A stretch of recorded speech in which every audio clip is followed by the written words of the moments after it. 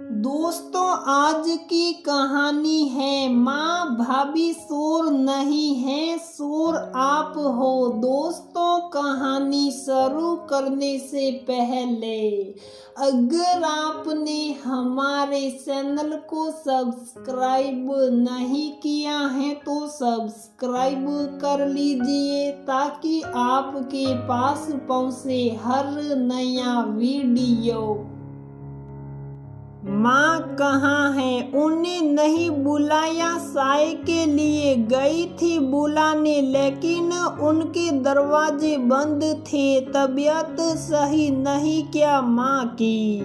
अरे तबीयत सही है उनकी, भूल गए वह दरवाजे कब बंद करती हैं जब वह अपनी संदूकसी का ताला खोलती हैं। निशा हंसते हुए बोली, तुम भी ना?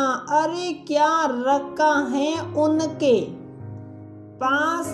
सबका मन करता है 2 मिनट दरवाजा बंद कर आराम से लेटे। कह तो दिया रितेश ने, लेकिन उसे भी पता था कि निशा सही कह रही थी। अच्छा जी, माँ की सफाई दे रहे हो या कौन से छोटे बेटे रो रहे हैं जो उन्हें तंग करेंगे? आप ही बुला लाओ अपनी माँ को। मुझ पर तो उन्हें वैसे ही यकीन नहीं। तुम भी कहाँ की बात कहाँ ले जाती हो? अच्छा, मैं बुला कर लाता हूँ। थोड़ी ही देर में रितेश वापस आया तो निशा ने कहा, हाँ जी, आपकी मम्मी आराम कर रही थी या अपना कुबेर का खजाना खोल कर बैठी थी? रितेश कुछ नहीं बोला, बस मुस्कुरा भर दिया। रितेश और निशा की शादी को 10 साल हो गए थे। उनकी शादी के थोड़े दिनों बाद ही ससुर गुजर गए और उनके जाते ही जेठ जेठानी अपनी जिम्मेदारियों से पल्ला झाड़ अलग हो गए। उस कठिन वक्त में नई होते हुए भी निशा ने अपनी सास को बहुत अच्छे से संभाला। निशा बहुत सरल व हंसमुख स्वभाव की थी। आते ही उसने घर परिवार की जिम्मेदारी अच्छे से संभाल ली। अपनी सास का भी बहुत ध्यान रखती। उसकी ननदों की नजरों ने भी उसे अच्छे से पहचान लिया था, इसलिए वह अपनी माँ की तरफ से निश्चिंत हो गई थी। हाँ, निश्चिंत तो निशा की सास भी हो गई थी। उसे पता था कि रितेश व निशा के सहारे ही उनका बुढ़ापा अच्छे से कट सकता है। इतना कुछ करते हुए भी निशा ने सास व ननदों के मुंह से इतने सालों में कभी बड़ाई के 2 बोल ना सुने। अपने लिए, हाँ, परिवार व मोहल्ले की दूसरी बहुओं की तारीफ करते वह थकती ना थी। एक बात और जो निशा को हमेशा ही सालती थी कि उसकी सास रुपयों पैसे के मामले में कभी भी उस पर यकीन ना करती। जब भी अपनी संदूकसी या अलमारी खोलती, हमेशा दरवाजा बंद कर लेती। और इसके उल्टा निशा आपने सामने या पीछे अपनी किसी भी चीज को ताला ना लगाती। निशा को बहुत बुरा लगता कि इतने सालों के साथ के बाद भी उसकी सास उसकी ईमानदारी पर शक करती है। बस तसल्ली तो इस बात की थी कि रितेश उसका बहुत ध्यान रखता था और वह माँ व पत्नी के बीच हमेशा संतुलन बनाकर चलता था। निशा की सास बाहर आई तो पड़ोस में रहने वाला उसका भतीजा अपनी नव विवाहिता पत्नी के साथ वहां पहुंचा। उसे देखते ही खुश होते हुए बोली, अरे वाह, मैं तो कितने दिनों से तुमसे मिलने के लिए तरस रही थी। बस बुआ जी समय ही नहीं मिल रहा था। आज भी घर का कुछ जरूरी सामान लेना था, इसलिए निकलना पड़ा। सोचा इसे मार्केट दिखा दूं तो आगे से जाकर खुद ही सामान ले आएगी। हाँ, ये तो अच्छी बात है। निशा उन्हें पानी दे चाय बनाने चली गई। बुआ, चाय तो हम और किसी दिन फुर्सत से पिएंगे, अभी थोड़ी जल्दी है। वह तो इधर से निकल रहे थे तो आपकी बहू बोली, एक बार बुआ जी के दर्शन तो करते चले। हाँ, तुझे तो याद आती नहीं, कम से कम बहू के बहाने तो आया तो सही। उन्होंने नई बहू के सिर पर हाथ रखते हुए कहा, फिर उसके गले पर नजर डालते हुए बोली, ये क्या सोने की चैन है गले में? हाँ बुआ जी। अरे बेटा, तुझे तो पता है ना मार्केट में कितनी भीड़ रहती है और आजकल एक मिनट नहीं लगती चैन तोड़ने वालों को, तो इसे उतार कर जाना। सुनकर उनका भतीजा बोला, बुआ कह तो तुम सही रही हो, लेकिन अब मैं चैन रखने वापस नहीं जाऊंगा। ऐसा करो, आप इसे संभाल कर रख लो, मैं कल परसों में आते हुए ले जाऊंगा। बुआ की भतीज बहू ने अपनी चैन उतार कर उन्हें दे दी और वह उसे वहीं सोफे पर रख उन्हें दरवाजे तक छोड़ने गई। वापस आकर जैसे ही उन्होंने चैन उठाने के लिए सोफे पर नजर दौड़ाई तो उन्हें चैन कहीं पर भी नजर नहीं आई।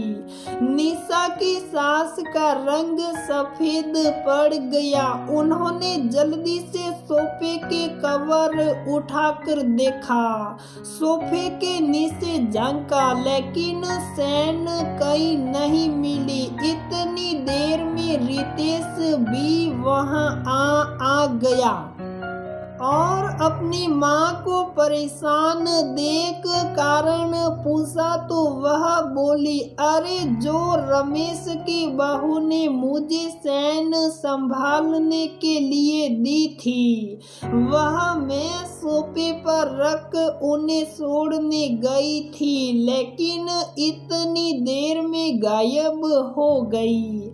हे भगवान, अब मैं उन्हें क्या मुंह दिखाऊंगी उन्हें? अरे माँ, क्यों हाथ पैर छोड़ रही हो? यहीं रखी थी तो यहीं होगी ना, कोई गायब थोड़ी ना हो जाएगी, कोई बाहर से आया भी नहीं।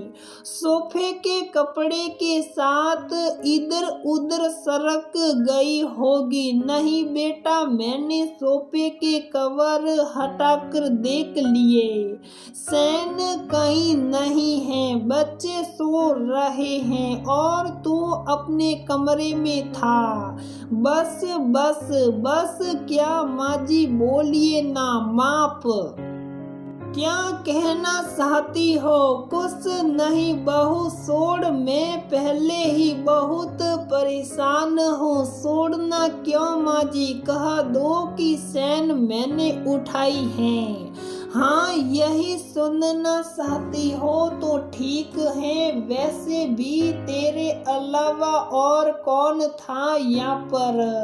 बस आपने इतने सालों में मुझे इतना ही जाना, इतना ही विश्वास है आपको मुझ पर। मेरी निस्वार्थ सेवा का बहुत अच्छा फल दिया आपने माँ जी। निशा अपनी आंखों में आए आंसुओं को पोंछते हुए बोली, बहू गडियाली आंसू मत बहा। तेरे इन आंसुओं से मैं पिघलने वाली नहीं। और देख तो मेरा मुंह मत खुलवा। रितेश कह, इससे वह चैन जहाँ रखी है लाकर मुझे दे। बस चुप करो माँ, मैं कुछ नहीं कह रहा। तो ये मतलब नहीं कि आप इस पर बेबुनियाद झूठा आरोप लगाते जाओगे। मुझे जितना विश्वास आप पर है उतना ही अपनी पत्नी पर भी है। तो तू क्या कहना चाहता है? मैं झूठ बोल रही हूँ? वाह, आज तुझे ये सच्ची और माँ की बातें झूठी लगने लगी। माँ, मैंने ऐसा कुछ नहीं कहा और मैं किसी बहस में नहीं पड़ना चाहता। कहते हुए रितेश सोफे के कवर व गदिया हटा चैन ढूंढने लगा।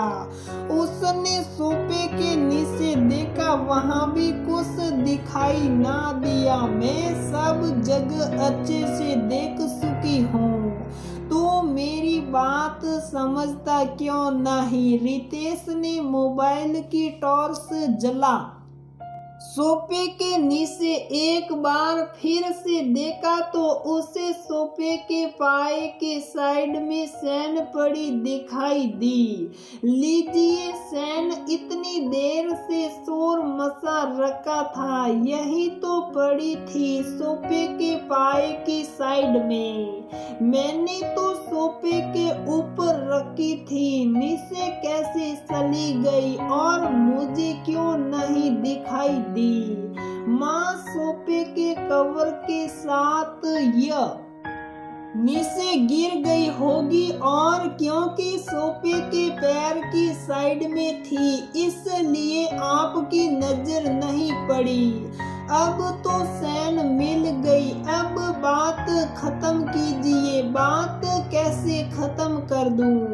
मुझे तो कुछ सही नहीं लग रहा। निशा की ओर शक भरी नजरों से देखते हुए वह बोली, निशा पहले ही बिना अपराध किए एक अपराधी की भांति कटघरे में खड़ी थी। चैन मिलने के बाद भी उनके मन का मैल दूर ना हुआ। इस बार निशा अपने आंसुओं को ना रोक सकी। बस करो माँ, किसी बात की हद होती है। जिसको आप अपराधी समझ रहे हो वह तो कभी अपने कमरे में ताला नहीं लगाती। उसे क्या जरूरत ऐसी घटिया हरकतें करने की जब उसके हाथ में मेरी पूरी सैलरी रहती है। आप क्या समझती हैं वह शोर है? शोर तो आपके मन में है, तभी तो आप अपनी चीजों को ताला लगा कर रखते हो।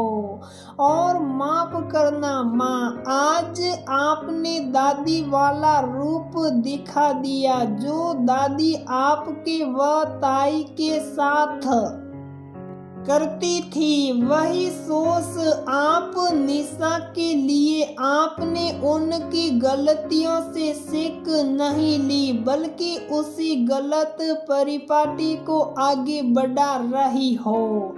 देखा था ना आपने अपनी घटिया मानसिकता के चलते बुढ़ापे में उनकी क्या गति हुई थी। माँ एक परिवार की नींव आपसी प्रेम, स्नेह और विश्वास पर टिकी होती हैं। अगर आप चाहते हो कि रिश्तों में मान मर्यादा व स्नेह बना रहे तो आपको अपनी मानसिकता बदलनी होगी।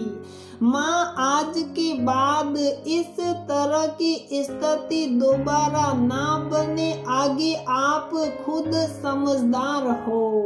दोस्तों, अक्सर देखा गया है कि पराए घर से आई लड़की जो ससुराल की सेवा में अपना दिन रात एक कर देती हैं, फिर भी उनकी नजरों में सम्मान तो क्या कभी विश्वास नहीं बना पाती। हर छोटी बड़ी बात के लिए ससुराल वालों के लिए वह सबसे पहला निशाना होती है। रितेश जैसा समझदार पति मिला तो ठीक, वरना उम्र भर खून के आंसू पी जिंदगी गुजारने पर मजबूर हो जाती हैं। तो दोस्तों, हमारी ये कहानी यहीं पर समाप्त होती है। अगर आपको हमारी ये कहानी पसंद आती है तो प्लीज वीडियो को लाइक करें, शेयर करें और हमारे चैनल को सब्सक्राइब जरूर करें।